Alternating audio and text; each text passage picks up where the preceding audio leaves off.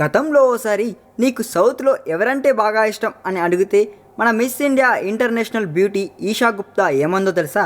వెంటనే రామ్ చరణ్ పేరు చెప్పేసిందండోయ్. తుఫాన్ సినిమా చూసి మనోడి ఫ్యాన్ అయిపోయానంటూ చెప్పింది లేండి.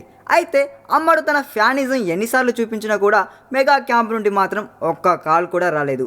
ఇక హీరోయిన్గా నిలదొక్కుకోవడానికి బాలీవుడ్లో స్ట్రగుల్ అవుతుంది కాబట్టి టాలీవుడ్లో అవకాశం వస్తే ఆ కిక్కే వేరబ్బా అన్నట్లుంది ఈవిడ పరిస్థితి. ఈ 30 ఏళ్ల హార్డీకి చేతిలో 3 బాలీవుడ్ సినిమాలు ఉన్నప్పటికీ వాటిలో ఈమె హీరోయిన్ కాదులేండి.